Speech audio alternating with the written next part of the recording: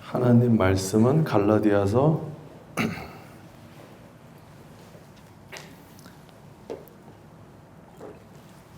2장 20절 말씀. 외우시는 분들은 보지 말고 하기. 없어요? 설마? 네. 갈라디아서 2장 20절 말씀. 이렇게 컨닝 페이퍼가 여기 나오네요. 네. 우리 큰 목소리로 같이 한번 읽겠습니다. 시작. 내가 그리스도와 함께 십자가에 못 박히니 그런데 이제는 내가 사는 것이 아니요 오직 내 안에 그리스도께서 사시는 것이라. 이제 내가 육체 가운데 사는 것은 나를 사랑하사 나를 위하여 자기 자신을 버리신 하나님의 아들을 믿는 믿음 안에서 사는 것이라. 아멘. 네, 만나서 반갑습니다. 제가 서울대라고 목사님 그러셨는데 저는 서울여대, 서울여대에 있어요. 그래서 태릉에 서울여대 다니는 자매 혹시 계세요? 형제는 없을 거고, 그죠? 서울여대 다니시는 분 안 계십니까? 네, 그 서울여대 캠퍼스 안에 있는 그 대학교회를 섬기는 교육목사 김요한이라고 합니다. 그래서 여러분을 섬기고 계신 백두산 목사님이 저랑 동기인데 아까 말씀하셨다시피 근데 제가 늘 억울해. 동기라 그러면은 비슷비슷한 줄 아는데 제가 훨씬 어리거든요. 예, 그래서 제가 훨씬 어려서 아주 큰 형님처럼 모시고 언제나 사랑하고 존경하는 분이시고 어딜 가셔도 잘하실 거라고 항상 믿고 있었는데 부광 젊은이 교회에서도 잘하고 계셔서 제가 언제나 기쁘게 생각하고 그런데 저를 또 부르셔가지고 제가 첫 마디가 그렇게 얘기했어요. 아니 목사님이 하지 왜 나를 시켜요 그냥 이랬더니 아니라고. 그래서 제가 그 다음에 또 덫을 걸었어요. 그러면 다른 목사님 섭외해 보세요. 그리고도 안 되면 저를 부르세요. 이렇게 얘기했더니 목사님이 낚이지 않으시고 바로 뭐라 그러시냐면 아니에요. 난 김요한 목사님 왔으면 좋겠어요. 이렇게 얘기해서 제가 그때 하나님의 사인이구나. 피해갈 수가 없구나. 이래가지고 이제 이렇게 끌려오게 됐습니다. 그래서 여러분 앞에 서게 될 수 있어서 정말 감사하고 기쁘고 제가 여러분을 위해서 기도 한 가지 했습니다. 그것은 제가 여러분 앞에 서서 말씀 전할 때 여러분을 정말로 사랑하게 해달라고 기도했습니다. 그래서 그런지 여러분 제 눈에서 하트가 좀 보입니까? 네. 그렇지. 보이는 사람이 영안이 열린 거야. 네. 안 보이는 사람 문제가 있는 거고. 그래서 사랑할 수 있게 해달라. 그렇게 기도를 했는데 여러분 찬양하는 모습 보고 뒤에서 있는데 하나님께서 정말 그 마음을 부어주시는 것 같아서 시작부터 이제 감동이 됩니다. 제가 이제 15일부터 18일까지 전라남도 보길도라고 하는 곳에 우리 청년들을 이제 데리고 갔어요. 근데 우리 백 목사님이 인격자고 젠틀맨이시고 이래가지고 여러분 고생 안 시키시는 것 같아요. 제가 딱 와서 이 공간을 보고 입을 못 다물었어요. 이렇게 좋은 공간을 우리 청년들이랑 가본 적이 없어요. 가본 적이. 그래서 저는 전라남도 보길도라는 곳을 가면서 여러분보다 더 많은 숫자를 데리고 갔는데 그 숫자에 자매들이 3일 동안 씻지 못했어요. 요거보다 절반 되는 본당에 자매들 다 자. 그 다음에 요거 절반에 절반 되는 공간에 형제 다 자. 옛날 90년대 얘기하시는 분들이 있는데 90년대도 이렇게 안 했어요. 극단으로 가서 14일 밤 12시, 15일 00시에 출발해서 밤새 달려가서 첫 배를 타고 보길도 건너가자마자 사역을 시작했어요. 여름성경학교, 청소년 사역, 공사, CCTV 사역, 마을에 간 사역. CCTV 뭔지 모르겠죠? CCTV 달아주는 거. 그걸 배워가지고 가서 했어. 그렇게 가서 아침부터 저녁까지 하고 8시가 돼서 집회를 시작했어요. 피곤할까요? 안 피곤할까요? 엄청나게 피곤하죠. 새벽같이 잠을 못 자고 와가지고 달려가기 시작했다니까 생각을 해보세요. 여러분 같으면 아마 폭동 날 거야. 그치? 폭동. 근데 저는 독재라서 폭동이 못 나는 구조예요. 그래가지고 아무 소리도 못하고 다 따라왔는데 집회를 시작했는데 막 말씀을 전하고 찬양하고 기도를 하는데 저희는 기도를 하면 기본 1시간 반 정도 해요. 지금 벌써 눈동자들이 막 흔들리고 있어요. 오늘 잘못 걸렸다. 여러분은 그렇게 안 하고 제가 기도 시작하고 가지만 그렇게 하는데요. 자매들 형제들 할 거 없이 울기 시작하는데 저는 헷갈렸어요. 지금 얘들이 힘들어서 우는 건지 은혜 받아서 우는 건지 모르겠다 할 정도로 하나님의 부으심이 있는데 너덜너덜해진 육체 위에 하나님이 임하시더라 이 말입니다. 우리의 약함이 우리의 강함이 되는 것 믿으시기를 축원합니다. 여러분 피곤하시죠? 예. 이제 피곤하단 말 못하겠죠? 제가 이 정도 이제 밑밥 깔아놨으니까. 예. 새벽부터 밤까지 해도 한 사람도 졸지 않고 11시 반까지 기도했어요. 그러니까 여러분 오늘 여러분이 조시면 제가 용납이 되겠어요? 안 되겠어요?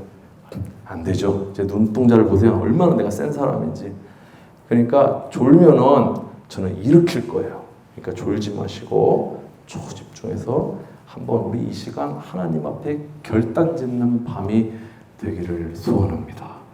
목숨 걸어야 돼. 목숨. 예수께 목숨 걸면은 그때부터 변화가 시작되는 거예요. 우리 크리스천들은 우연이라는 말을 하지 않아요. 우연이라는 말을 사실을 쓰면 안 돼요. 우리 세계관에서. 그리고 우리 세계관에서 또 쓰면 안 되는 말이 인연이라는 말이에요. 인연. 인연이라는 거는 불교 용어거든요. 그러니까 인연과 우연은 굉장히 다르지만 그래 인연은 그래도 좀 그 뉘앙스가 좀 이상하네요. 인연, 전연 이런 것 같아요. 그게 아니라 인연. 예, 인연은 그래도 쓸 수 있어요. 그런데 우연이라는 말은 우리는 쓰면은 안 되는 거예요. 왜? 우연이라는 말의 그 세계관 속에 있는 그 바탕은 진화론적인 세계관이에요. 여러분 창조냐 진화냐 뭐 이거 제가 그 얘기 하려고 그러는 거 아니에요. 그거 얘기해봤자 의미도 없어요. 그게 아니라 창조는요 믿는 게 다르고요. 진화는요 믿는 게 달라요. 진화론에서 파생돼서 여러 가지 학문적 배경들이 뻗어나가요. 과학 얘기하는 거 아니에요. 뻗어나가는데 진화론의 가치의 핵심은 뭐냐면 우연이요. 우연 발생설이야. 그치? 무생물에서 유생물이 왜 됐어요? 우연이 된 거야. 우연히. 그치? 생명체가 아니던 것에 생명체가 왜 됩니까? 우연이 돼. 자연 발생. 이게 진화론 가치의 핵심이에요. 그럼 이게 사회 진화론 쪽으로 넘어와가지고 우리에게 어떤 가치를 주냐면 우연이야. 우연. 너 예수 왜 믿었어? 하면은 사실 내가 그때 우울증이 좀 있었거든. 너무너무 우울하고 힘들었는데 옆에 있는 친구가 교회를 가자는 거야. 그래서 가봤더니 뭐 마음이 좀 편해지고 괜찮아. 그래서 내가 우연히 다니기 시작했어. 응? 그 우연히 다니니까 언제든지 뭐 할 수 있어요? 우연히 그만둘 수 있다는 거죠. 이게 바로 진화론적 사고예요. 우연이라는 거. 그런데 우리는 우연을 믿는 사람들이 아니라 필연을 믿는 사람들이에요. 그 필연은 뭐냐면 창조로부터 온다는 거죠. 하나님께서 우리를 지으셨고 부광 젊은이 교회에 다니게 하셨고 아버지가 장로여서가 아니라 권사여서가 아니라 하나님께서 나를 이 교회에 부르셔서 내가 지금 이 자리에 있습니다. 고백하는 거. 그게 필연이야. 필연. 그걸 영어로는 divine providence라고 하는 거예요. 예정이라는 개념. 하나님의 섭리라는 개념이에요. 그러니까 여러분들은 우연을 믿는 사람들이 아니라 하나님의 섭리를 믿는 사람들입니다. 믿습니까? 네. 그런 관점에서 저와 오늘 여러분이 만난 거 우연입니까? 필연입니까? 필연이죠. 아니 내가 왜 여기 와요 지금? 그죠? 필연이에요. 하나님께서 저를 보내셨기 때문에 저와 여러분을 만나게 하신 거예요. 우연을 믿는 사람은 던져진 존재가 돼요. 던져진 존재라는 걸 철학에서는 피투성의 존재다 이렇게 이야기를 해요. 피투성이라는 거는 던져졌다는 거야. 세상 가운데 던져졌어. 그 왜 던져졌는지를 모르는데 그냥 던져졌어. 그럼 그냥 살아. 그렇죠? 그냥 쭉 사는데 그냥 그렇게 살면 어떻게 돼요? 왜 던져졌는지도 모르고 던져졌으니까 나는 내 인생을 끝낼 때는 내가 주체적으로 사고해서 던져진 존재로 갔지만 나의 주체를 가지고 내가 내 목숨을 끊을 거야. 이런 생각을 하는 사람들 엄청나게 많아요. 그리고 그 던져진 존재, 내가 왜 태어났을까? 우연이네, 자연 발생이네, 어쩌다 보니까 태어났네. 이 늪에 빠지던 사람은 절망에 빠지면서 망망대해에 표류하는 것 같은 그런 아찔한 절망으로부터 벗어날 길이 없어서 이 절망 때문에 어떤 사람은 우울에 빠지기도 하고, 어떤 사람은 공황에 빠지기도 하고, 어떤 사람은 불안에 빠지기도 해요. 여기 우울증, 제가 손 들어보라 그러면 안 들겠지. 우울증 있어요. 100% 있어요. 불안장애 있어요. 공황 있습니다. 다 있어요. 밝히지 못해도 분명히 있어요. 이번 집회를 통해서 이 말씀의 검을 통해서 여러분의 인생과 존재의 새로운 국면을 맞이하게 될 줄로 믿습니다. 아멘. 망가진 이유가 있는 것처럼 고칠 수 있는 이유가 있는 거예요.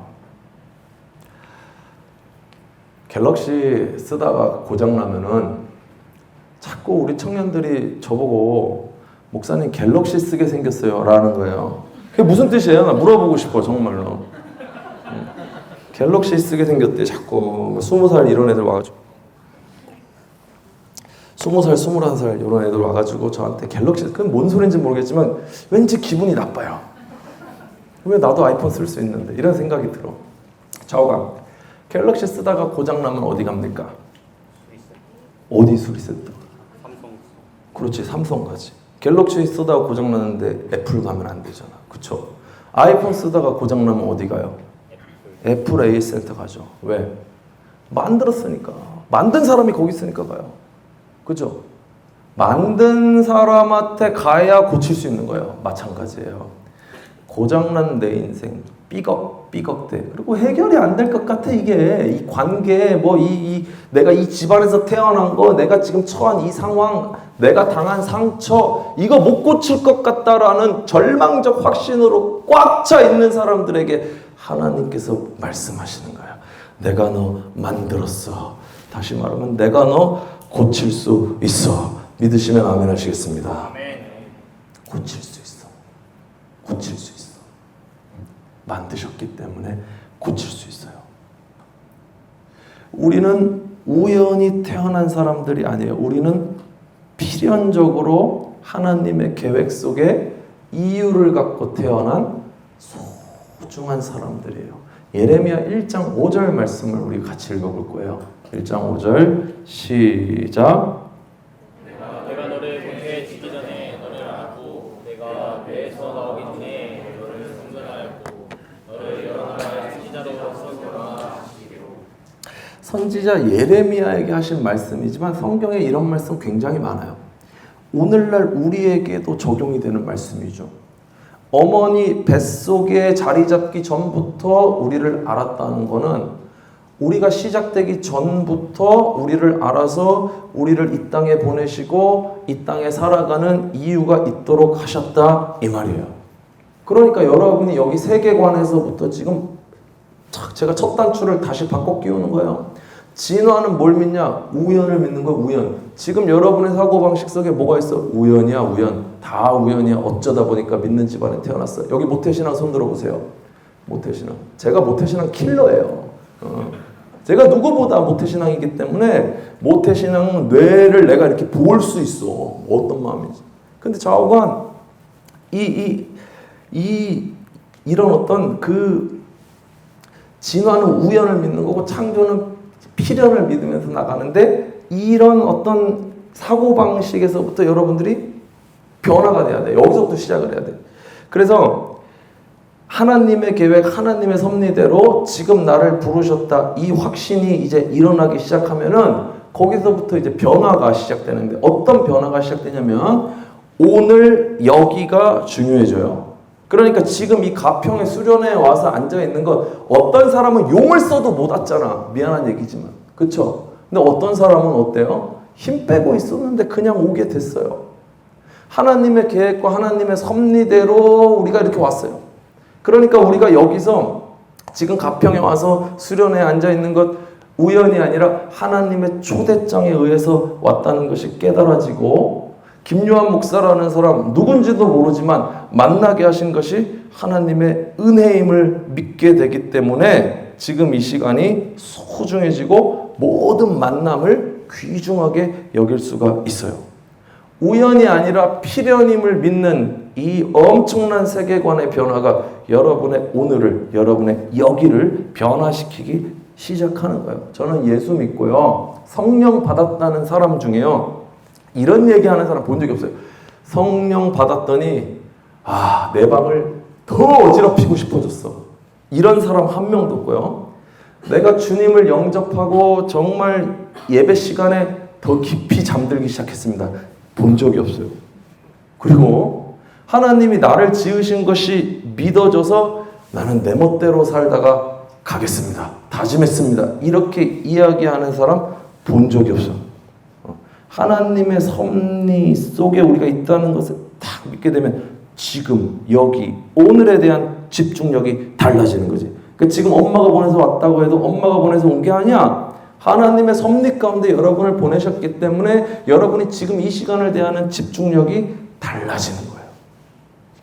사랑하는 부강의 젊은이들이여, 여러분의 오늘을 되찾으시기를 주의 이름으로 축원합니다. 우연이 아니에요. 던져진 존재가 아니라 하나님께서 모태 이전부터 여러분을 부르셔서 살게 하신 이유가 있는 것을 믿으시기를 축원합니다. 우리는 헐없고 병들었고 추하고 찢겨있지만 주님은 오늘도 새로우셔서 여러분을 새롭게 하시고 오늘의 집중력을 갖게 하실 줄로 믿습니다. 네. 그런데 세상이 자꾸만 여러분한테 물을 타, 물 탄다 그러지, 물을 타는데, 쉽게 얘기하면은 하나님을 믿지 못하게 해. 자꾸 물을 타. 저는 일반 대학을 나왔어요. 일반 대학을 나오고 나중에 신학대학원을 갔는데 학부에서 제가 인문학을 공부했어요. 근데 그 인문학 중에서도 히브리학이라는 학문을 공부했어요. 히브리학은 뭐냐면 신학교는 아니지만 구약 성경, 유대인들에 대한 거, 문화, 사회, 정치, 경제 이런 걸 옛날 거부터 지금까지 계속 4년 내내 배우는 거예요. 근데 히브리학을 공부했는데 교회 학교에서 배운 내용들을 교수님들이 들어가면은 다 뒤집어. 뭐 홍해가 갈라진 건 그게 아니라 사실은 갈대 숲이었고 뭐 이런 식이야 전부. 그러니까 들으면은 엄청 설득력이 있는데 영혼에는 내가 너무 힘든 거예요. 그러니까 그런 스타일의 학문을 4년 내내 배웠어요. 그러니까 20년을요 제가 철석같이 믿어왔던 그 믿음의 그 기둥이 있어요. 제가 고3 때 수능 끝나고 동년배들을 모아서 전도 집회를 했어요. 그때 800명이 모였어요. 놀라지도 않으시는군요. 그 정도로 뜨거움이 있었어요. 아직도 이름이 기억나. 요즘 그 찬양 있죠? 성령의 불타는 교회, 이거를 개사했어요. 성령의 불타는 학교. 그래가지고 신문에 광고를 내고요. 목사님들 모시고 했는데요. 친구들이요. 800명이 왔어요. 800명. 엄청나지 않아요? 고등학교 때 내가 이미 그 정도였어요. 그래서 사람들을 모아가지고 막 그랬는데, 그렇게 뜨거움을 가지고 있는데 딱 히브리학을 배우러 딱 들어갔더니 모세 홍해 갈라진 거 다 틀렸고 뭐 노아의 방주는 뭐 이런 뜻이고 저런 뜻이고 뭐 전부 다 뒤집어 버리는 거예요. 교수님들이 이거를 막 뒤집어요. 그러니까 20년 동안 순수하게 믿어왔던 그 순수한 믿음이 이 날카로운 이성의 칼날 앞에 속수무책으로 무너지는데 멘붕이 오기 시작한 거예요. 멘붕. 2학년이 됐어요. 옆에 동기 여자애들은 몇 명 되지도 않는데 수업 시간마다 울고 있어. 보면은 힘들어서. 그리고 쉬는 시간에 교수님 나가면 주여 이러면서 기도를 해. 얼마나 이 멘붕이 이제 견디기가 어려우니까. 그러다가 2학년 2학기가 됐더니 내적 갈등을 이기지 못하고 저랑 제 동기 하나 예수 안 믿는 애 빼고 다 자퇴했었어요. 다 그만뒀어.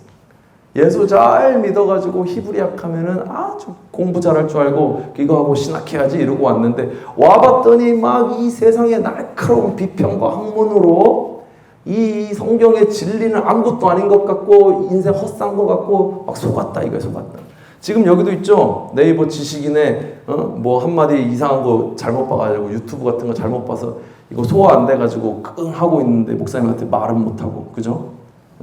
깊이는 다르지만 뭐 그런 거랑 비슷비슷한 거예요. 그러다가 이제 학부를 군대를 다녀와서 학부를 졸업하고 이제 감신대학원에 제가 입학을 했어요. 감신대 이제 냉천동. 저희 아버지는 감리교 목사님이세요. 할아버지는 감리교 장로님이시고.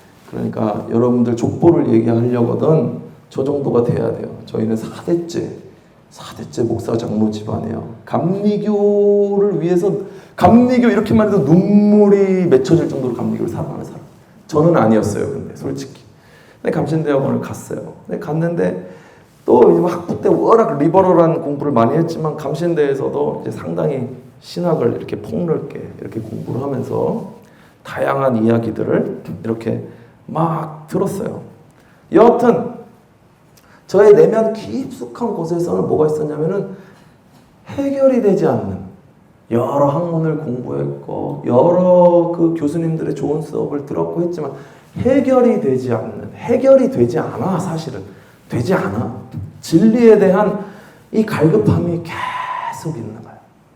이전에 성령 체험도 했고 하나님에 대한 확신이 있었지만 세상의 학문과 소리들이 자꾸만 물을 타니까 이게 정리가 안 돼. 그러니까 어느 페이지는 정리가 안 돼 있고 어느 페이지에는 막 찬양할 때 막 손 들고 있고 막 이래.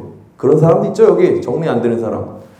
인격 분열도 아닌 것이 신앙 분열자처럼 그렇게 있는 거야. 어느 한 페이지는 정리가 안 된 채로 그냥 있어. 근데 이건 왜 그래? 몰라. 근데 교회 문화에 익숙해. 찬양할 때 손 들어. 오 주여. 이 위선과 이 모순에 빠져 있는가. 이게 몇 년 동안 지속이 돼요. 그러다가 제가 역시 인생은 실천을 해야 돼. 실천. 이렇게 하면서 한국 교회는 실천을 하지 않아서 썩었다. 뭐 이런 얘기 해가면서 서울역이랑 영등포역에 나가요. 일주일에 4일 나갑니다. 4일 나가서 이틀은 서울역에서 노숙인 상담, 이틀은 영등포역에서 노숙인 상담. 저녁 6시부터 밤 11시까지. 왜? 실천이 없어서 이렇게 돼서 실천이 없어서 내가 갈급하구나. 실천이 없어서 이 진리에 대한 게 해결이 안 되는구나. 이러면서 최선을 다해. 그리고 퍽 하면은 광화문에 나가가지고 그 사회 참여 그 정의 실천에서 옛날에 감신해서 그 이순신 장군 거기 올라갔다가 이제 잡혀간 사람들이 있어요. 그 걔네들이 다 내 동생들이에요. 그럴 만큼 사회 참여 엄청났고 학부 때는 제가 유명한 운동권이었어요. 백 목사님 잘 모르실 거예요. 제가 신분 세탁을 해가지고 21세기 들어 최고의 서울시내 항쟁을 주도한 사람이 저예요. 그래가지고 언제나 학교에 형사들이 따라다니는데 형사들이 캠퍼스 안에는 못 들어와요. 뭐 쫓겨봤어야 알겠지. 모르지. 그래서 꽈방에서 자는 거야. 3개월, 4개월. 그럼 못 들어오니까. 그러다 집에 가려고 딱 나오면 김요한 차 세워! 빵빵! 이러면서 MB시대의 공안 정국을 제가 겪었어요. 그러니까 그렇게 왜 그랬냐? 나는 그 정의, 그 불의에 항거하는 것이 믿음의 실제다. 믿음이 뭐야? 다 둥그럼 잡는 얘기야. 교회 안에서 뭐 하면은 소규모로 모여서 질질 짜다가 대예배 때는 대규모로 모여서 질질 짜다가 한심한 거야. 내 생각에. 그러니까 정의를 향해서 세상 가운데 나가. 돌진해. 그렇게 살았다니까. 그렇게. 이게 믿음의 실제인가 해가지고 헤맸어요. 그러다 감신대학원을 왔는데 힌두교, 이슬람교, 수피즘, 각종 영성 서적들, 에블린 언더 힐, 뭐 이런 사람들 알아요. 엄청난 영성 서적들을 제가 탐닉하기 시작했어요. 거기에 진리가 있나? 거기에 진리가? 다른 종교의 진리가 있나? 그래, 기독교 진리가 전부가 아니라며? 그럼 다른 종교의 진리가 있나? 근데 저는요, 열심히 특심인 사람, 제가 아까 기도 1시간 반 시켰다는 거 보면 알겠죠? 내가 어떤 유형의 인간인지, 얼마나 지독한 인간인지 알겠죠? 그러니까 이 불교에 대해서도 뽕을 뽑으려고 제가 네팔을 갔어요.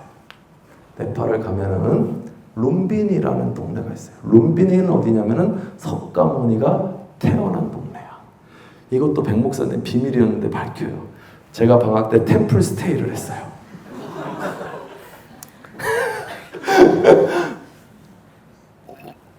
오늘 비밀이 많이 밝혀지네요. 템플 스테이를 했어요. 그래가지고 거기 앉아 있으면서 화엄경이니 뭐니 뭐 그런 거를 이제 막 읽기 시작하는데 왜 거기서 읽으면 좋냐? 모르면 바로 가서 물어보면 돼, 스님한테. 이렇게 물어보는데 이제 문제가 생겼어요. 문제는 뭐냐면 스님들이 자꾸만 새벽에 깨워 예불하러 나오라고, 예불. 그래서 제가 이제 예불은 못 하겠더라고, 내가. 예불을 이제 안 하고 이렇게 있었어요. 그래서 쭈뼛쭈뼛하고 못 가다가 나중에 주지 스님이랑 차를 한잔하면서 제가 얘기했어요. 스님, 제가 사실은 전도사입니다. 이랬더니 스님이 먹던 찻잔을 다 내려놨어요. 거의 뿜을 뻔했어요. 뿜을 뻔. 그랬더니 다음 날부터 예불할 때 나오라고는 안 하더라고. 그렇게 해서 제 템플스테이가 마무리가 됐어요. 그러다가 언제는 이제 불교를 공부하면은 반드시 힌두교에 빠지게 돼 있어요. 바가바드 기타니 뭐 이런 거 들어봤어요? 힌두교 경전들, 베다 이런 거. 그런 걸 들었는데 완전 꽂힌 거야. 그래가지고 방학을 하자마자 바라나시라는 데로 날아갔어요. 인도에. 바라나시 가보신 분 손 들어보세요. 한 분도 없군요. 예. 바라나시는 그 힌두교 우상 숭배의 아주 본산 같은 동네. 그럼 거기를 가면은 뭐가 있냐면은 죽음을 기다리는 집이라는 집이 있어요. 그럼 죽음을 기다리는 집은 힌두교에서 이제 죽으면 이 사람을 태워가지고 강에다가 흘려보내요.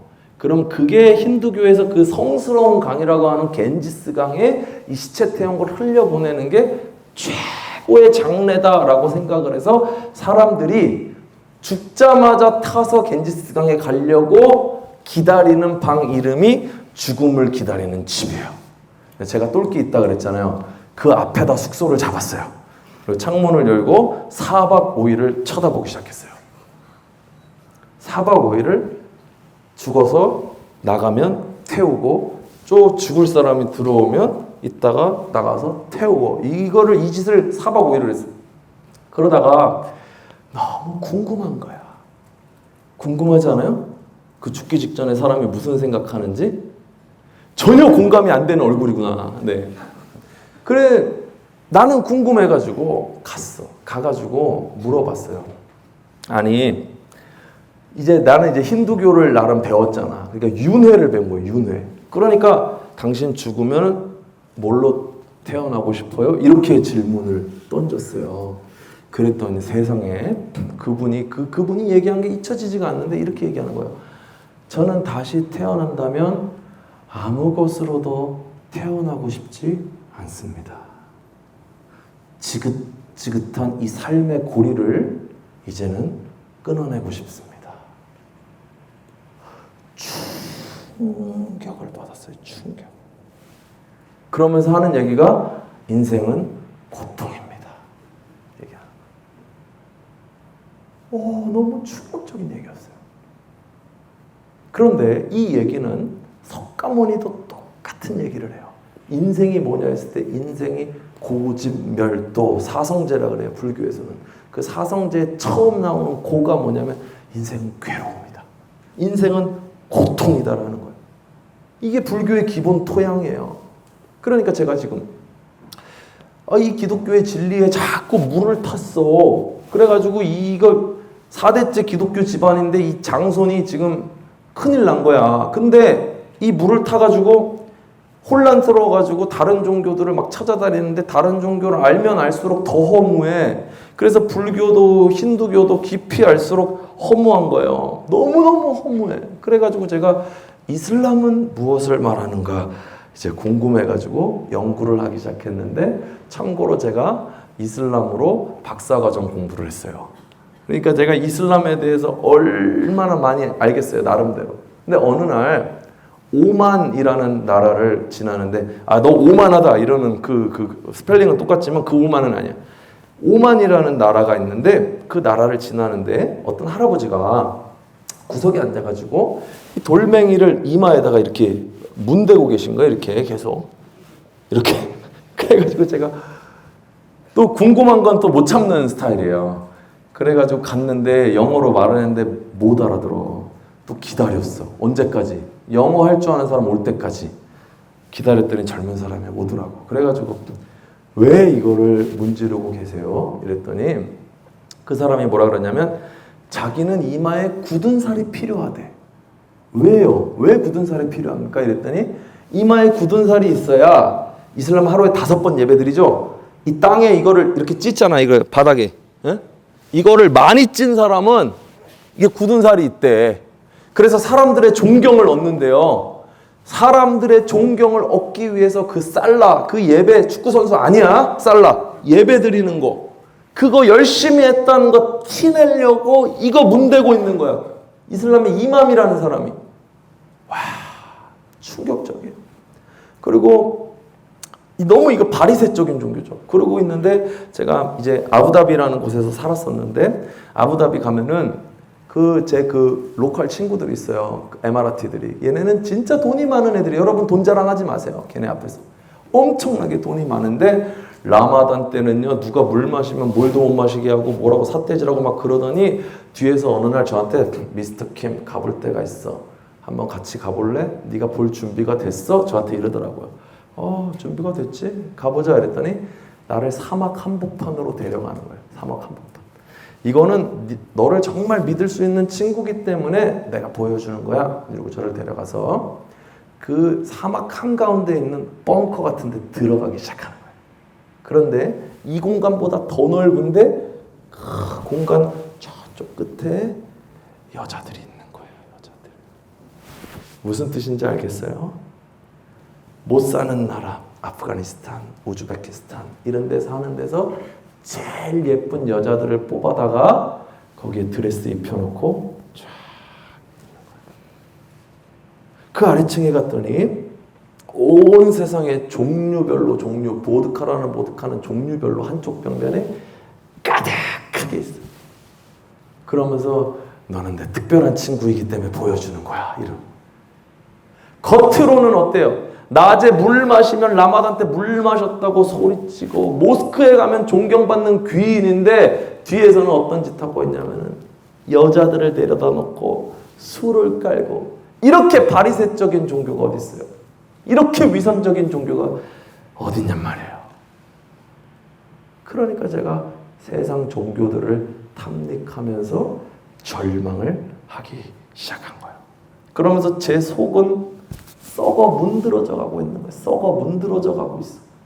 그런데 더 기가 막힌 거는 그때도 제가 교회 사역을 하고 있었는데 파트타임으로 교회에서는 권사님들이 나는 이 내면이 썩어 문드러지고 있는데 그 시점에 교인들은 뭐라 그러냐면 우리 전도사님처럼 실천적인 분이 없다. 우리 전도사님처럼 삶으로 증명하는 분이 없다. 이따위 소리나 하고 있어. 내 속도 모르고. 말씀을 실천하는 분이 없다. 이런 얘기를 하고 있는 거예요. 내 속은 썩어 문드러져가지고 구역질이 나는데 이 위선과 이중성, 진리를 찾지 못해서 이 갈급함에 허덕허덕대고 있는데 사람들은 나한테 잘하는 괜찮은 목회자라고 이야기를 하는 거예요. 최선을 다해서 다른 종교, 다른 사상, 철학에서 적절한 진리의 포지션을 찾으려고 애를 써봐도 손에 잡히는 것이 없는 거예요. 이 절망을 여러분 이해하세요? 이제 시간이 흘러서 신학대학원을 졸업할 때가 됐어요. 신학대학원을 졸업하고 이제는 결단을 내려야 돼요. 결단을. 그리고 저는 그 1년을 죽음의 골짜기를 지나요. 죽는 것과 같은 순간. 안 다녀본 병원이 없어요. 제가. 몸이 너무 아픈데 원인을 몰라요. 여기 가도 아프고 저기 가도 아픈데 결국에 종착지가 어디냐면 정신과에 갔어요. 정신과. 약을 주는데 이 주먹만한 약을 줘. 주먹만한 약. 빈속에 그 많은 약을 먹었을 때 그 약 때문에 또 졸도하고 이랬던 아주 심각한 내적 갈등. 평생을 내가 믿어왔던 모든 신앙의 그 가치들이 속절없이 무너져버리고 내 인생에는 아무것도 남지가 않았구나. 그 허무함, 그 냉랭함, 그 겨울의 감정들이 그대로 기억이 나요. 지하 예배당으로 내려갔어요. 기도를 마지막으로 하고 싶었어요. 이제 마지막이야. 기독교 이제 탈기독교 하기 전에 마지막. 지하 예배당에 내려갔어요. 기도를 하고 싶은데 기도를 할 힘이 없어요. 힘이. 그래서 의자랑 의자 사이 이제 왜 그 장의자들이 이렇게 있고 그 사이 복도가 있잖아요. 십자가를 사이로 이렇게 딱 보이는 거기 복도에 제가 널브러졌어요. 이렇게 엎드렸어. 이 냉기가 그대로 올라오는데 이 냉기를 그대로 다 얻어맞으면서 엎드러져 있는데 눈물이 하염없이 억울해서 눈물이 흘러. 목사의 아들로 태어나서 어릴 때부터 성경 공부에 달인이 되고 학부 때 히브리학을 했으니까 이미 신대원 갔을 때 구약 성경을 제가 사전 없이 다 읽었어요. 줄줄줄 읽어도 아무리 다른 학문과 종교를 찾고 뒤져봐도 영혼의 안식을 찾지 못한 것이 절망으로 다가왔어요. 이제 목사가 돼야 되는데 목사가 되기는커녕 진리로부터 멀어진 이 스스로의 모습이 한심한 거예요. 널브러져서 한 1000마디, 어렵게 된 1000마디가 기억이 나요. 하나님 살려주세요. 하나님이 응답하셨어요? 안 하셨어요? 안 하지. 아무 말 없어. 언제나처럼 그분은 침묵하세요. 다른 사람들 기도 응답 받았다, 뭐 했다는데 다 구라쟁이들이 아니에요. 속으로 그 새끼들 다 뻥쟁이들이야. 목사 새끼들, 사기꾼들. 진짜 속으로 그러면서 악에 받쳐가지고 당신이 계시다면은 응답해봐. 조소 섞인 웃음, 조소 섞인 울음이 뒤섞여서 짐승같이 으아 울부짖기 시작하는 거예요. 짐승. 이제는 정말 당신밖에는 답이 없으니까 나를 좀 살려달라. 이런 기도이기도 했고 한편으로는 악에 바친 한 사람의 기도이기도 했어요. 하루 기도했어요. 그리고 그 다음날 또 갔어요. 또 기도했어요. 3일 또 갔어요. 4일 또 갔어요. 꽤 많은 시간이 흘렀어요. 놀라운 것은 처음에는 기도를 하지 못했어요. 근데 시간이 지날수록 하나님께서 그날 기도할 만큼의 힘을 주시기 시작했어요. 기도의 이 패턴이 점점 깊어지기 시작했어요. 처음에는 악으로 깡으로 개기는 시간이었는데 갈수록 내가 하는 기도가 아니라 성령께서 이끌어 가시는 그런 기도를 하게 됐어요. 그러던 어느 날 기도 중에 환상을 보게 됐어요. 작은 도랑이 있는데 그 도랑에 물이 흘러가는데 새하얗게 질린 내가 그 물길을 따라서 이렇게 흘러가는 거야. 그냥 가버리는 거야. 그래서 그거는 누가 봐도 살아있는 사람이 아니야. 죽은 사람이야. 죽은 나의 시체가 그 물길을 따라서 사라지는 거야. 그러면서 하나님께서 성령을 통해서 깨닫게 하시는 거야.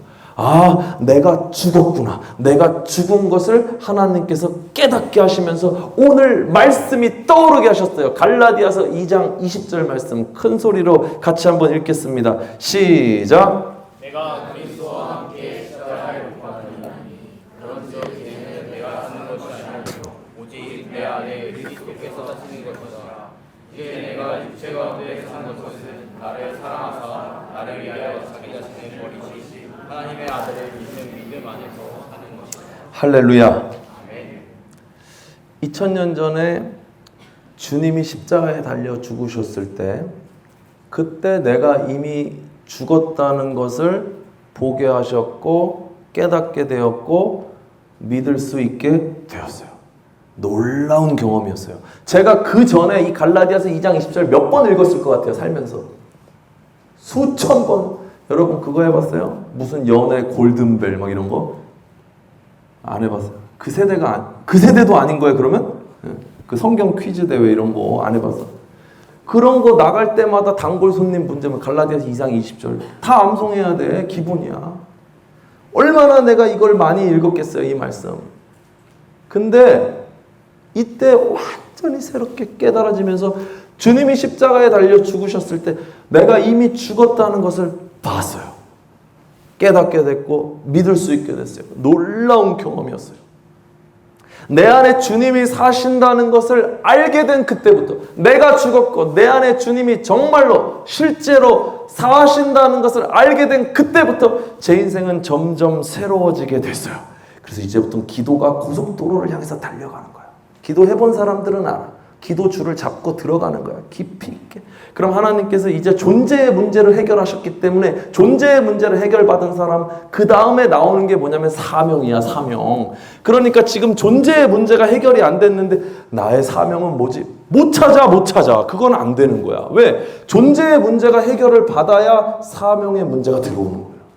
존재의 문제를 해결받으니까 하나님께서 기도를 통해서 이끌어 가시는데, 그건 뭐냐면 사명에 대한 부분. 저의 이슈는 뭐겠어요? 목사가 되냐 마냐겠지. 그러니까 나는 기도했어요. 목사가 되어야 됩니까? 아닙니까? 목사가 안 될 거면 하나님 저를 아예 하게 하지를 마시고, 목사가 안 될 거고 감이 안 되면 저를 안수받게 하지를 마시고, 여기서 주님이 시키시는 것, 그게 아프리카 오지든 어디든 거기에 순종해서 갈라니까, 아니면은 아예 하나님 저를 좀 지워주세요. 이렇게 기도를 자꾸 하는데, 성령께서 신기한 것은 그 기도를 자꾸 툭툭 막으시고 다른 기도를, 막 엉뚱한 기도를 하게 되는 거예요. 막 나라를 위한 기도, 막 이런 거. 무슨 나라를 위한 기도에 지금 죽게 생겼는데, 막 한국 교회를 위한 눈물이, 무슨 한국 교회야. 내가 지금 죽다 살았는데, 정신과 약을 이만큼씩 먹다 왔는데, 성령께서 임하니까 주님의 나라와 주님의 의를 구하는 기도를 하기 시작하는 거예요. 그러면서 이 사명의 자리가 목사가 되냐 안 되냐가 나한테는 엄청나게 중요한 이슈인데, 어떤 느낌이냐면 하나님께서는 그거 하나도 안 중요하다 이렇게 이야기하시는 것 같은 거예요. 그래서 성령께서 저한테 자녀의 영을 부어주신다. 자녀의 영 들어봤죠? 자녀의 영을 부어주시니까 목사가 되냐 마냐의 문제는 별로 중요하지 않은 거예요. 놀라운 일이에요. 나에게는 중요한 일인데, 죽고 사는 문제인데 하나님께는 별로 중요하지 않은 문제라는 걸 깨닫게 됐어요. 너무 행복한 시간이었어요. 로마서 8장 15절 말씀이 정말 깨닫게 됐어요. 같이 읽어봅시다. 시작. 너희는 다시 무서워하는 종의 영을 받지 아니하고 양자의 영을 받았으니 누가 아버지라고 부르시니라. 자, 아빠, 아버지, 자녀의 영을 받은 사람 두려워하잖아. 저 청년 목회하면서 상담 진짜 많이 해요. 상담하면 찾아오면 일주일에 한 번, 두 번. 아까 목사님이랑 얘기하다 공감했는데, 청년 사역은 밤도 없고 새벽도 없어. 그지? 파트도 없고 풀타임도 없어. 그런 게 어딨어, 사역에. 필요하면 가야지. 필요하면 해야지. 그런데 막 나가는데, 많은 상담하는데 청년들이 하는 얘기 거의 비슷해. 뭐냐면 A인지 B인지 모르겠어요. 뭐가 하나님의 뜻인지 모르겠어요. 알려주세요. 이거예요. 특히 뭐 연애 문제 이런 거 들고 나오잖아요. 여기 목사님, 전사님들 속지 마세요. 그들은 답을 원해서 가져오는 게 아니에요. 연애 문제에 있어서는 특히 지지해 주기를 바라서 가져오는 거예요. 그래가지고 얘기를 해줘도 그 얘기대로 안 갑니다. 어차피. 그리고 이런 거 물어보지 마. 스킨십 어디까지 해도 돼요? 하지 마. 어차피 니네 맘대로 할 거잖아. 또 왜 하는지 모르겠어. 아무튼 뭐 그런 뭐 질문, 뭐 이거 하나님 뜻이 뭔지 모르겠습니다. 어쩌고 저쩌고 얘기. 저는 선택해주지 않아요. 다만 알려주는 게 이 말씀을 펼쳐줘요. 펼쳐주면서 뭐라 그러냐면, 우리는 무서워하는 종의 영을 받지 않았다. 우리는 자녀의 영을 받았고 하나님을 아빠, 아버지라고 부를 수 있다는 것을 새롭게 일깨워줘요. 그래서 청년들이 아빠, 아버지를 믿는 믿음 안에서 결단해가지고 저지르기 시작하는데 어마어마한 개인들의 변화가 있었어요. 그전에는 어땠냐? 40살이 돼도 37, 6이 돼도 여지껏 와서 한다는 소리가 뭐냐면 하나님의 뜻이 뭔지 모르겠어요. 야, 그 소리를 15년 전에도 하고 있었는데 지금도 하고 있냐? 아무런 변화가 일어나지 않고 아무런 방주도 짓지 못했고 하나님의 뜻이 무엇인지 모르겠다는 그 겸손을 가장한 교만 뒤에 너의 청춘이 다 허비됐구나. 그거 아니야. 자녀의 영을 받은 사람은 도전하는 사람이에요. 할렐루야. 도전하세요. 도전. 저희 교회에 2가지 금지어가 있어요. 청년들 이거 하면은 나랑 연 끊는다는 뜻이야. 하나는 소확행, 그 다음은 욜로예요. 소확행과 욜로 여러분 좋아하시죠? 인스타에 태그에 뭐 소확행 뭐 먹는 거 이렇게 올리면 뭐 그런 거 많이 하잖아요. 그죠? 욜로도 뭐 You only live once. 한 번 사는 인생 지금 엔조이해라 뭐 이런 거 아니야? 그거는 세상이 여러분을 속이는 거예요. 우리 그리스도인들은 그런 가치로 사는 사람들이 아니에요. 그런 거 그냥 그 감성 언어를 그냥 따라가면 안 돼. 분별해야지. 아닌데 그거 아닌데. 그래가지고 제가 진짜로 실수로 청년들이 올리면 바로 언팔해버려요. 그냥. 넌 나랑 단절이야. 이거 쓰는 순간 내 제자가 아니야. 그래서 언팔 몇 명 했어요. 그래서 나중에 주일에 와가지고 목사님 제가 실수로 올린 거거든요. 다시 팔로우 해주세요. 그럼 못 이기는 척 팔로우 눌러주고 이렇게 한다고. 왜 그래? 왜? 자녀의 영을 받은 사람은 그저 그렇게 만족해서 가는 것으로 청춘을 보낼 수가 없어요. 자녀의 영이 임한 사람은 그의 인생 가운데 존재의 문제가 해결이 됐기 때문에 사명에 대한 빌드업, 사명에 대한 도전이 끝없이 개개인 가운데 찾아오게 돼 있어요. 그럼 그 챌린지하기도 바빠 죽겠는데 뭐가 소확행이야? 언제 소확행해? 언제? 시간이 없는데 시간이. 그러니까 여러분 오늘부터 소확행 욜로 쓰지 맙시다. 네, 아멘 하신 분 복이 있을 줄로 믿습니다. 그러니까 아빠 아버지라고 부르는 사람 도전해야죠. 도전이 있어야 돼. 도전. 여러분 복지사회가 뭐라고 생각하세요? 복지사회. 여러분 복지사회가 뭐 가난한 사람들 좀 밥 한 번 더 주고 복지사회가 뭐 무상급식 뭐 노인들 돌봐드리고 그런 게 복지가 아니에요. 복지의 개념은 뭐냐면 어떤 그 사회의 구성원들이 어떤 무언가 경제적, 정치적, 문화적, 사회적 활동에 창의적인 챌린지를 하고 혹시나 실패했어도 다시 일어날 수 있는 사회적 안전망을 웰페어, 복지라고 얘기하는 거예요. 그럼 저와 여러분은 최고의 복지를 이미 가진 사람들이에요. 왜? 두려워하는 종의 영을 받지 않았고 아빠가 뭐라 그랬어요? 아빠, 아버지라고 부를 수 있게 하셨기 때문에 뭐가 겁나는 거예요? 그냥 질러버리라는 거예요. 그냥. 옆에 분들 쳐다보시면서 인사하세요. 질러버리세요. 시작. 4명이랑 최소 4명이랑 저질러. MZ들, 내가 MZ 전문이야. MZ들 절대 챌린지 안 합니다. MZ 챌린지 영성이 나올 수가 없어. 왜? 성경적 가치관이 아니기 때문에 그래요. 그런데 하나님께서는 우리를 던지셔. 도전의 현장으로. 왜? 아빠, 아버지라고 부를 수 있는 양자의 영을 받았는데 나에게 이 세상 최고의 복지가 있는데 뭐가 겁나냐 이 말이에요.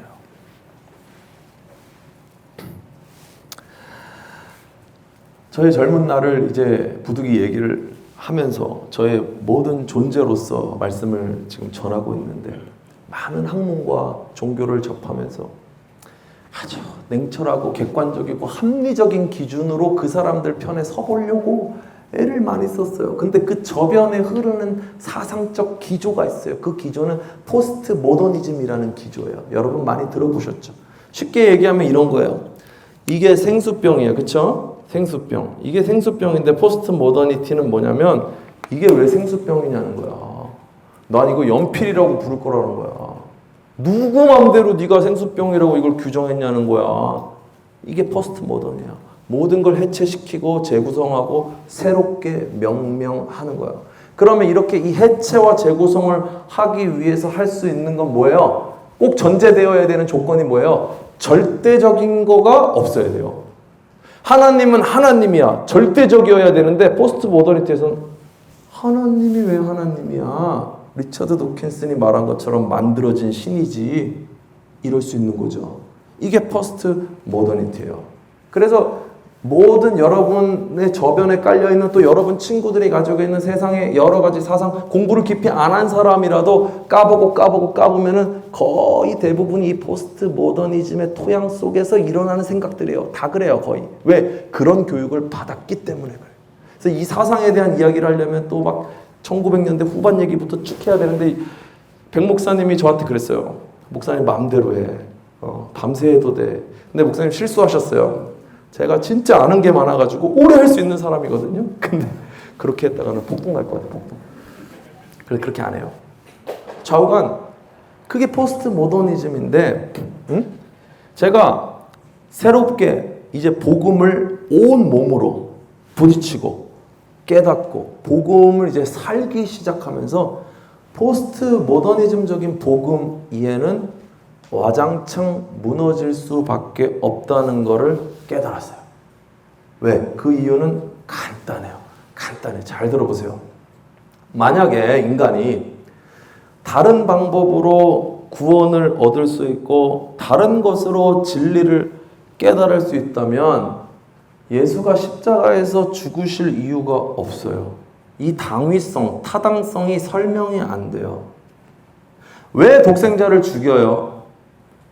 설명이 되지 않아요. 여러 옵션들이 있다면은 하나님의 하나뿐인 독생자가 왜 물과 피를 다 쏟으셔야 됩니까? 기독교는요, 이 질문에 대해서 답하는 종교예요. 기독교는 사회적 참여 이런 거 얘기하는 종교 아니에요. 우주적 차원의 NGO 그런 거 아니에요. 세상을 정의롭게 하고 화합하게 하고 맞죠? 그런 기능이 있죠. 근데 그게 본질이 아니에요. 기독교는요, 예수의 피에 대해서 입장 정리하도록 하는 게 기독교예요. 할렐루야. 사랑하는 여러분, 예수의 피에 대해서 입장 정리하시길 바랍니다. 오늘 이 밤 예수의 피에 대해서 여러분 입장 정리하셔야 되는데 갈라디아서 1장 4절 말씀을 같이 한번 읽어보시겠습니다. 시작.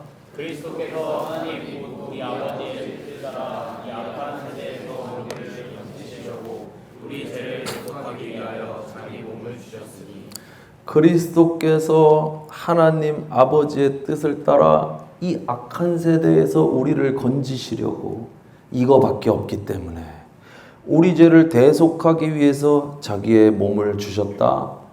물과 피를 쏟으셨다. 골고다에 달리셨다. 말 한마디로 12군단이 넘는 천사를 부르셔서 그거 하기 싫은 거 때려칠 수도 있었음에도 그렇게 하지 않으시고 이 잔을 내게서 거두어 달라고 하실 만큼 피하고 싶었지만 그렇게도 하지 않으시고 그 십자가를 참으셔서 자기의 몸을 찢기시면서까지 우리를 살리신 그 예수의 피에 대해서 입장 정리하시기를 주 안에서 축원합니다. 이게 돼야 되는 거야. 이게 돼야 사는 거야, 여러분. 이게 흐리멍텅하면 죽을 수밖에 없는 거예요. 세상은 물을 타고 여러분 눈을 가리워서 이거 못하게 만들어. 이거 진리를 볼 수 없게 하지만 우리는 오늘 다시 이 말씀의 검을 힘입어서 예수의 피에 대해서 입장 정리해야 하는 것입니다. 흐리멍텅한 복음의 기준이 여러분 분명해지시기를 축원합니다. 교회에 대해서도 알아야 돼. 교회는요, 뭐냐? 교회는 철저히 예수의 피 위에 세워졌어요. 그게 전제. 교회는 예수의 그 교회의 도락에 예수의 피가 흐른다는 거예요. 피가. 교회는 도덕을 논하는 자리가 아니고 우주적 차원의 NGO가 아니고 교회는 하나님의 아들 예수 그리스도의 피 위에 세워진 값비싼 공동체인 것을 아시는 은혜가 있기를 축원합니다. 그러니까 교회는 얼마나 완전해요. 예수의 피값으로 세워졌기 때문에요. 자, 그러면 예수의 피에 대해서 우리가 입장 정리한다는 것은 우리가 믿는다는 거죠. 그치? 그걸 믿는다는 거예요. 결국에는 입장 정리라는 거는 내가 그 예수의 피를 믿는다는 거예요. 그런데 다 믿고 싶어. 여기 오신 분들 중에 안 믿고 싶은 분은 안 왔어. 이미 다른 데 가 있어. 그러니까 여기 있는 사람들은 믿거나 믿고 싶거나 둘 중에 하나예요. 다 왔어. 다 왔어. 그래가지고 믿고 싶어가지고 입술로도 막 고백을 해. 뭐 입으로 시인하라 그러니까 입으로 막 시인도 해. 그쵸? 막 거울도 보고 막 거울 보고 내가 믿습니다. 믿습니다. 별짓을 다 해봐. 그런 고민 있어야 돼요. 저 거울 보고 많이 했어요. 믿고 싶어가지고. 막 애를 쓰는 거예요. 왜 애를 써요? 왜? 믿어지지가 않으니까 애를 쓰는 거예요. 제가 얼마나 이걸 믿어보려고 애를 썼는지 저는요. 하늘은 스스로 돕는 자를 돕는다라는 말을 성경 속에 새겨 넣고 싶었던 사람이에요. 그래가지고 내가 최선을 다하면 하나님이 그거 보고 감동하셔가지고 나한테 믿음 주실 거야. 이런 식의 생각하고 인간이 극한의 의지를 가지면 정말 예배 절대 안 빠지고 기도 시간이 절대 안 줄고 말씀 보고 최선을 다해서 의지를 가지고 진짜 정말 내가 예수 열심히 믿어볼 거야. 이렇게 하면은 그게 믿음이라고 생각했어요. 그 믿음은 결국 의지다라는 생각을 했어요. 제가 8월 달에 사하라 사막을 횡단한 사람이에요. 얼마나 지독한 인간인지 알겠지. 1월 달에 히말라야를 8박 9일 동안 등반한 사람이야. 1월에. 왜 그랬어? 왜? 이 의지로 극기하면, 극기가 뭐냐? 자기를 극복하면 믿음도 그렇게 얻어질 거야. 그거 얻고 싶어가지고. 극한의 의지로. 실제로 제가 방언도 20살 때 전 늦게 받았거든요. 근데 방언을 내 친구들이 다 받았어. 근데 내 옆에서 담배 피던 친구 수련회 연극교회 갔다가 막 방언 받고, 얘는 막 교회 처음 왔는데 방언 받네. 나는 막 목사님 아들인데 방언 못 받고. 얼마나 분해요. 그래가지고 20살 2월에 제가 오산리 최자실 금식기도원 들어갔어요. 방언 안 주면 죽겠다. 죽을 것이다. 그리고 기도하기 시작했는데 금식하고 4일째 되던 날에 제가 방언을 받았어. 근데 돌아보면 그게 감사하지만 그 경험이 나를 더 이 의지의 늪으로 거봐, 방언 너 받을 수 있어. 너 최자실 들어가. 너 밥 먹지 마 임마. 받을 때까지 내려오지 마. 의지. 그러면은 너 그게 믿음이야. 그게 믿음의 실체야. 이런 식의 생각, 이런 식의 사역 많이 했어요. 그런데 온전한 복음을 경험하고 나니까 또 말씀에 근거해서 내가 믿음을 설명하려고 말씀을 보다 보니까요, 믿음은요 극기가 아니야. 전혀 잘못 알고 있었어. 갈라디아서 2장 16절 말씀 같이 읽어봅시다. 2장 16절 시작. 사람의 율법을 행하는 행위로 의롭게 되는 것이 아니라 예수 그리스도를 믿음으로 의롭게 되는 것을 알고 우리도 그리스도 예수를 믿는 것입니다. 그것은 우리가 율법을 행하는 행위로가 아니라 그리스도를 믿는 믿음으로 이루다 것을 받고자 했던 것입니다. 율법을 행하는 행위로는 아무도 의롭게 될 수 없기 때문입니다. 그러니까 여기서 율법을 어떻게 해석하셔야 되냐면은 종교법이다 이렇게 해석하시면 이건 안 보여요, 여러분이. 율법이 뭐냐면 의지의 의지, 인간의 기준이야.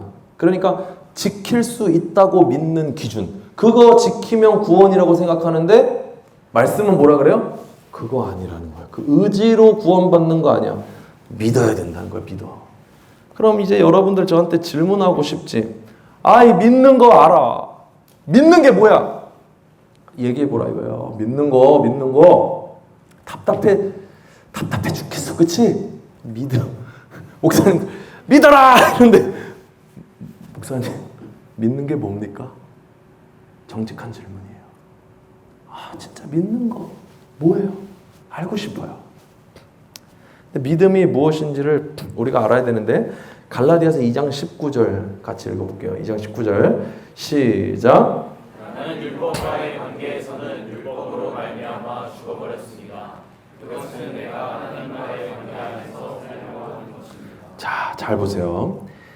그것은 내가 하나님과의 관계 안에서 살려고 하는 거예요. 그 전에 이렇게 살기 전에 하나님과의 관계 안에서 살려고 안 할 때 어떤 일이 일어나냐? 내가 믿음 생활도 하는데 직장 생활도 해야 돼. 응? 그리고 열심히 살아. 열심히 사는데 뭔가 내 마음이 헛헛해. 그쵸? 그러면 이제 어떤 처방이 들어가냐? 기도 시간을 늘리기 시작해요. 그죠? 늘려. 그래도 헛헛해. 말씀 묵상하자. 매일 성경으로 묵상해. 매일 성경만으로 안 된다. 생명의 삶도 하자. 또 해. 그래도 헛헛해. 채워지지 않지. 읽는 것으로 안 된다. 쓰자. 필사를 해. 필사를 이제 막 최선을 다해 가지고 뭐를 해? 이거 얹고 저거 얹고 이거 얹고 저거 얹고 막 얹어가. 종교적 행위들을 내가 막 얹어가. 그래도 해결이 안 돼.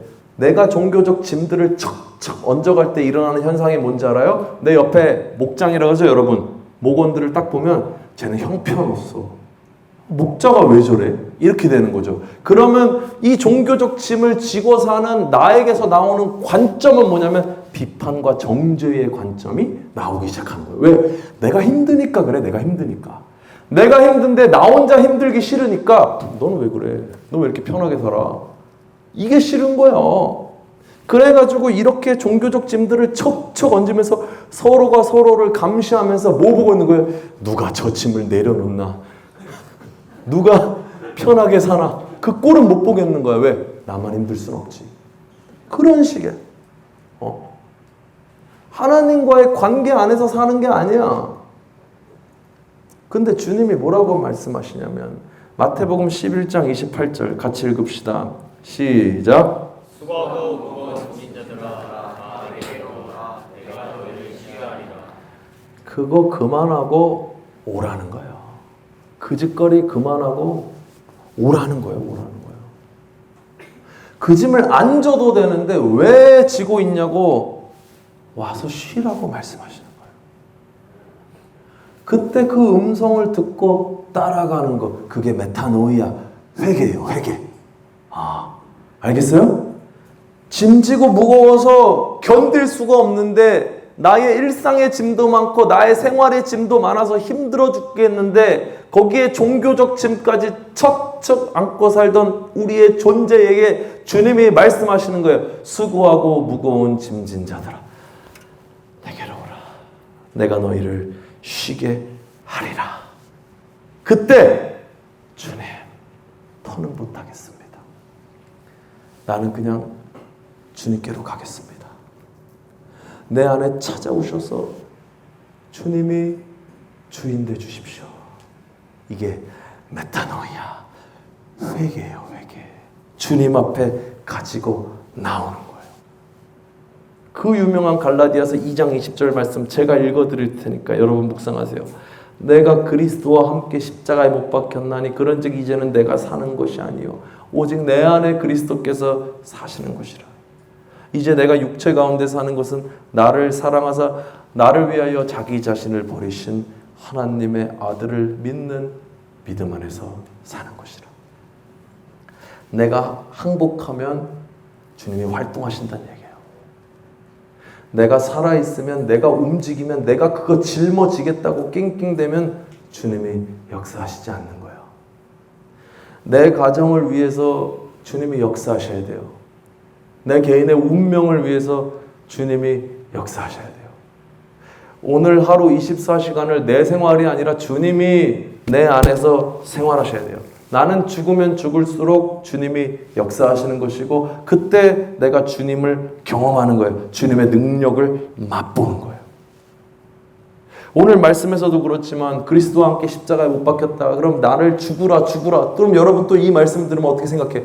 나를 죽여야 돼. 또 생각하는 그죠? 그 죽이라는 짐을 또 이렇게 가지고 오는 거예요. 그게 아니에요. 잘 들어보세요. 산 사람인 내가 어떻게 죽냐는 거예요. 그거 아니에요. 자, 새롭게 된 여러분 안에 예수님이 여러분 안에 들어오시기 전에 2000년 전에 죽으셨습니다. 그 죽으신 주님과 우리가 연합했잖아요. 주님 안에 있잖아요. 그래서 그 주님이 죽으실 때 우리가 죽은 거예요. 그 십자가에서 나와 함께 죽었던 그 주님이 부활하셔서 지금 내 안에 와 계셔요. 그러니까 우리는 누구를 의지해야 돼요? 내 안에 있는 주님을 의지해야 돼요. 자, 잘 들으세요. 나는 죽고 그리스도로 산다. 나의 혈기를 죽이자. 나의 음욕을 죽이자. 이게 아니야. 그거는 2, 3일도 못 가. 그건 금방 부러져. 그런 게 아니야, 이게. 그게 아니라 그 부활하신 주님이 내 안에 있다는 것을 알고 그 주님을 찾고 부르짖고 의지해야 돼요. 기독교는요, 수행의 종교도 아니고요, 율법의 종교도 아니고요, 믿음의 종교예요. 내 안에 이미 죽은 내가 있어요. 이 안에, 예수 안에. 나를 위해서 죽으셨던 분이에요. 내가 그 주님과 연합했잖아요. 그래서 이제 주님을 의지하는 거예요. 기대는 거예요, 주님께. 우리 안에서 지금도 살아내시는 성령을 믿고 그분께 맡기는 거예요. 그럼 우리 안에 사시는 그 주님께 순종하는 그때 비로소 죽어져 가는 거예요. 예를 들면 이전에는 누가 싫은 소리 한마디 하면은 그것 때문에 잠을 못 자던 내 인격. 그쵸? 자존심 스크래치 나면은 그 타격을 입고 다음 주일까지 생각해 막. 걔가 왜 그랬을까? 나 무시하나? 별의별 생각. 이 인격이 나의 인격을 살기 때문에 이 수고하고 무거운 짐을 쥐고 살아요. 계속. 그러니까 생각하는 거 왜 걸핏하면 교회 옮겨야지. 교회 안 가야지. 이런 생각. 병든 내 인격. 학교 생활, 직장 생활, 자아에 조금만 기스가 나도 이 짐이 크기 때문에 그만둬버리고 싶다. 병 들어가는 내 인격. 그래서 망가져가던 내 인생, 그런 생활이 이제는 달라져요. 내가 죽었기 때문에, 내 안에 주님이 사시기 때문에 문제가 되지 않아요. 내가 죽으면 문제가 해결이 됩니다. 하나님은 반드시 그렇게 하십니다. 그 예수님께 의지하시기 바랍니다. 예수님이 잡히시기 전날 제자들이랑 최후의 만찬을 나누시면서 하신 말씀 뭡니까? 나를 먹으라, 나를 마시라. 그쵸? 그 말 뭐예요? 주님과 하나 되자는 말씀이에요. 그 주님이 우리 안에 이미 계세요. 그 주님이 죽으실 때 우리도 죽었기 때문에 부활의 그 능력도 또한 우리의 거예요. 죽는다는 것은 나를 억지로 찍어 누르는 것이 아니라 지금도 내 안에 사시는 그 주님이 마음 놓고 내 인생을 살아갈 수 있도록 하시는 거예요. 그러니까 나는 자꾸 줄어들고 주님이 커지게 하는 거. 이게 얼마나 쉬운지 몰라요. 힘을 빼면 돼, 힘을 빼면. 제가 그 캐릭터 자체가 제가 캐릭터가 좀 있어요. 근데 제가 캐릭터가 자신이 있으면 있지 막 뒤로 빼고 이런 거는 안 해봤어요. 태어나서 한 번도 그런 적이 없어요. 나기부터. 그래서 떠는 것도 없고 굉장히 자신 있고 이렇게 살았단 말이에요. 그러니까 나는 내가 생각할 때 겸손이라는 캐릭터랑 나는 거리가 멀어요. 저 멀리 있어. 근데요, 제가 재밌는 게 내 안에 주님이 사시도록 하니까 내가 드러나고 싶을 때마다 내 안에 계신 주님이 나를 툭툭 쳐. 요한아, 하지마. 그 얘기 권사님한테 안 해도 돼. 내가 다 알잖아. 하지마. 그치? 주님 아시죠? 안 해요. 또 제가 분당의 만나교회라는 교회에서 목회를 시작했어요. 제가 만나 출신인데 거기 가면은 그 지하에 4시가 되면은 지하 1층에 불이 전부 켜져 있어. 그럼 그때부터 사찰 집사님 도실 때까지 한 8, 9시까지 불이 켜져 있는 게 싫은 거야. 내 마음에. 수련목 때. 싫어, 내가 마음이. 왜? 아니, 쓸데없는 전기세를 교회가 내야 되잖아. 그쵸? 그래서 제가 그거를 4시 반마다 알람을 맞추고 내 일도 아니고 내 사역도 아니고 내가 할 필요도 없어. 근데 그냥 가. 왜? 그냥 몸된 교회의 전기가 그렇게 되는 게 나가 싫어. 그래서 그거를 끄기 시작했어요. 얼마나 오래 거냐? 한 1년 끈 것 같아요. 그렇게. 아무도 몰라. 이전에 내 인격으로는 제가요 매주 불 끄거든요. 이거 누구한테인가 얘기하고 싶어. 왜? 칭찬 좀 해달라고. 하고 싶어. 근데 내 안에 계신 주님이 요한아 그거 하지 마. 내가 알잖아. 말씀하시는 거예요. 주님 괜찮아요. 아무도 몰라. 계속 꺼. 계속 끄는데요. 제가 시간이 흘러서 만나교회를 나올 때가 됐어요. 나올 때가 됐는데 어떤 집사님 한 분이 저를 찾아오시더니 전도사님, 저는 전도사님을 보면서 겸손이 뭔지를 배웠어요. 그 얘기를 듣는데 내가 불편해. 안 맞아 나랑은 이게. 겸손이요? 제가요? 저 아닌데. 그런 캐릭터가 아니거든요 제가. 근데 왜 그렇게 생각하세요? 그랬더니 전도사님이 매주 4시 반이 되면 밑에 지하 예배당에 불을 끄고 있는 걸 제가 알고 있었거든요. 그럼 지가 끄지. 그러는 거야. 내 캐릭터는 아니야. 그게 내 스타일이 아니야. 나는 그런 사람이 아니야, 나는. 근데 내 안에 주님이 사시니까 내 인격이 아니라 주님의 인격이 드러나기 시작하는 거예요. 이거예요, 이거. 주님이 사시도록 하는 거예요. 그럼 우리는 뭐 해야 돼요? 주님이 여러분 안을 살아가실 수 있도록 여러분을 내어드리기만 하면 돼요. 내어드리시기를 바랍니다. 내가 해봐야지. 내가 열심을 내봐야지. 내가 종교적으로 더 열심히 살면 무슨 보상이 있겠지. 노. 이 이야기할 때 다 주어가 뭐예요? 내가 해봐야지. 내가 열심을 내야지. 내가 더 얹어야지. 노! 그게 아니야. 주어가 바뀌어야 돼요. 주님이 내 인생을 사셨어. 부족한 내 인격이 드러나지 않도록 하시고 주의 인격이 드러나게 하시며 주님이 내 인생을 내 대신 사시도록 하는 것. 이것이 우리가 사는 방법이고 이것이 복음의 하이패스고 이것이 초특급 특권이고 이 좋은 것을 여러분 모두가 함께 누리시기를 축원합니다. 믿는다는 건 이런 거예요. 믿는 거는 내가 내 의지로 믿습니다. 극기로 믿습니다. 기도 1시간 하던 거 안 돼. 2시간으로 바꿔. 성경 1장 읽던 거 안 돼. 10장으로 바꿔. 그런다고 믿음이 생기는 것이 아니라 믿음은 선물인데 믿음은 뭐냐? 그렇게 내 안에 사시기 시작한 그 주님께서 내 안에서 나를 위해서 믿으시는 것, 그것이 믿음인 줄로 믿습니다. 그러니까 여러분 뭐 하면 되냐면 주님께 그냥 맡기시는 거예요. 하나님은 내 안에 계신 주님이 나를 위해서 믿음을 주시는 거예요. 그러니까 하나님은 내 안에서 나를 위해서 믿으실 거예요. 그러니까 예수님이 나의 믿음이 돼요. 그 주님을 찾고 부르고 편안하게 있으면 주님이 찾아오셔요. 그래서 우리 속에 그리스도를 나타내시는 거예요. 이것이 은혜예요. 이게 이미 여러분 가운데 주어진 선물이에요. 지금도 이 은혜 안에 있어요. 모르는 것뿐, 선택하지 않는 것뿐이에요. 제가 복음을 진정으로 받아들이던 그 밤에 너덜해진 육체와 정신으로 주님께 항복했던 그 밤에 이제는 이 돌아갈 다리를 태워버리겠다고 결단했던 그 밤에 주님이 찾아오셨습니다. 나의 인생의 운전석에서 떠나서 조수석으로 가서 앉았던 그 밤에 주님이 찾아오셨습니다.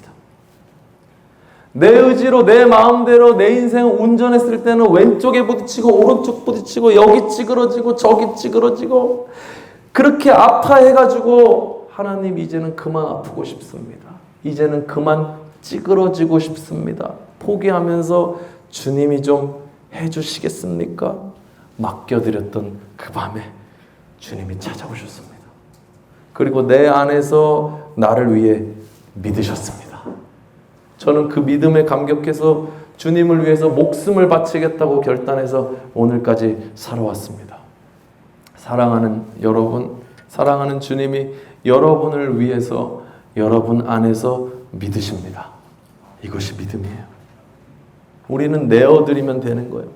두 손을 들고 주님이 내 인생의 핸들을 잡으시도록 하면 되는 거예요. 이것이 영접이에요. 이것이 영접이에요. 주님을 인정하는 거예요. 그러면 주님이 찾아오셔서 우리를 위해서 우리 안에서 믿으시고 우리의 인생을 살아내시면서 우리 주변에 당신의 인격을 드러내기 시작하시는 거예요. 이게 새로운 인생이에요. 새로운 피조물의 삶이 시작되는 것입니다. 사랑하는 여러분, 하나님은 내 안에서 나를 위해 믿으십니다. 오늘 이 밤 주님 앞에 항복하시기를 바랍니다. 운전석에서 일어나셔서 조수석으로 옮겨 탑시다. 이제 그만 힘들고 싶다고, 이제 그만 외롭고 싶다고, 이제 그만 허무하고 싶다고, 그만 두렵고 싶다고 아빠, 아버지께 호소하는 밤을 보내시기를 바랍니다. 돌아갈 다리를 태워버리고 싶다고 결단하는 분들 계시면 오늘 이 밤 돌아갈 다리를 태워버리는 그 결단의 밤을 보내시길 바랍니다. 아멘. 주님은 오늘 찾아오실 것입니다. 주님은 여러분을 만지시고 품으실 줄로 믿습니다. 아멘. 우리 함께 찬양하고 기도합시다.